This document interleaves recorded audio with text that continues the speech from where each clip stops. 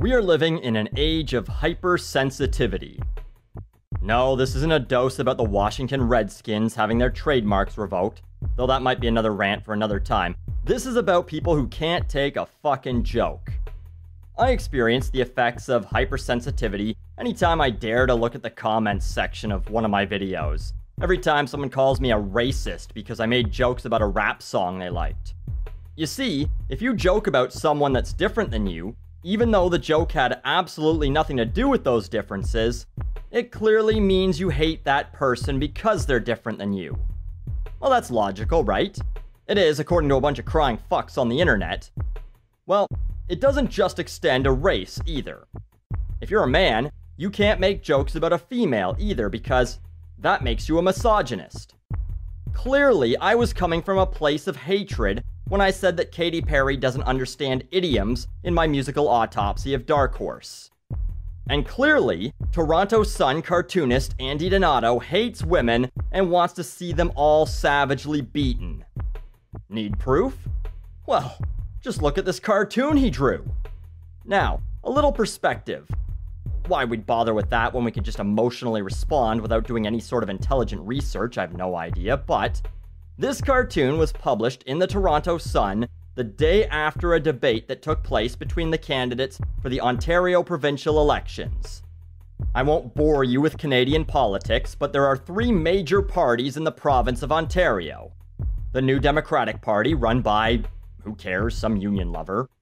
The Progressive Conservatives, headed at the time by the second creepiest looking man in Canada, Tim Hudak. And the Liberals, led by Janet Reno's twin sister, Kathleen Wynne.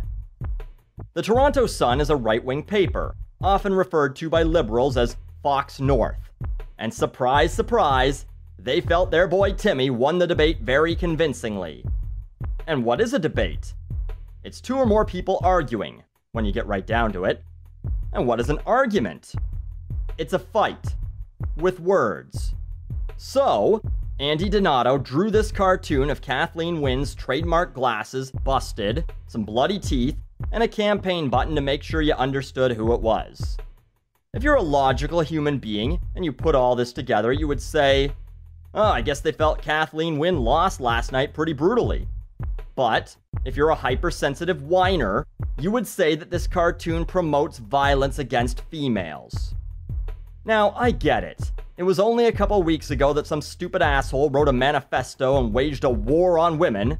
Not long ago, a couple hundred girls in Nigeria were kidnapped. If there wasn't a gang rape in India this week, there will be one next week. I get it. The world is a shitty place, and sometimes shitty people do shitty things to women for no other reason than because they're women. But this comic has nothing to do with any of that. Kathleen Wynne having lady parts is of zero consequence in this situation. The cartoonist simply sees her as another politician, and depicts her as the loser of a fight. Yeah, against a man. A, barely, and B, again, that doesn't factor into it. Politicians took part in a debate, and this cartoon depicts a loser. But that's not what these people saw. Toronto Sun published cartoon today promoting violence towards Aunt Polly's female premier. Really? The Toronto Sun's cartoon for today is not okay on so many levels. And we get our white knight here. Donato's Sun cartoon depicting Wynne's glasses and teeth knocked out is, well, revolting. These are, presumably, liberal supporters crying about this, which makes this all the more ironic considering how unliberal they're being about a joke. And even if they are conservatives upset about it, it still means they're all being a bunch of uptight babies. When I first saw all this outrage, I wondered, what would happen if this cartoon depicted Hudak as the loser? Would people be as offended? I got my answer a couple days later when I found this photoshopped image of Tim Hudak, bruised and bleeding, in an article from Toronto Now that was posted months ago, discussing his uphill battle as leader of the Conservative Party. I looked through the comments. Not one comment expressing outrage. Not one person calling it revolting or calling them out for promoting violence against the male leader of the PCs. Huh.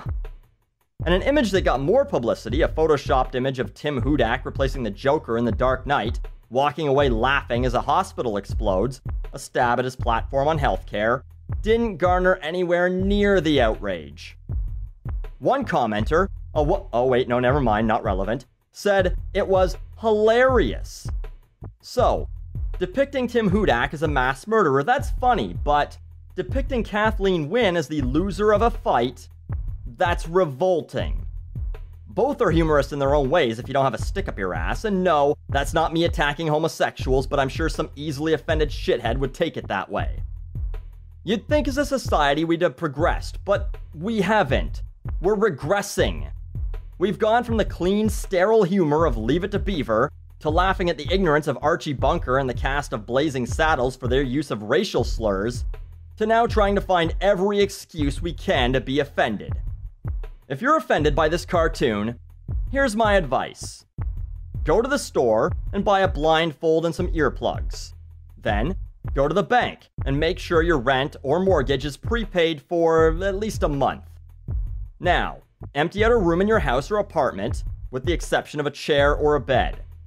Then, turn off the lights, sit or lay down, and put the earplugs in and the blindfold on. There, you're safe now. Those horrible, vile, revolting, offensive things can't get you anymore.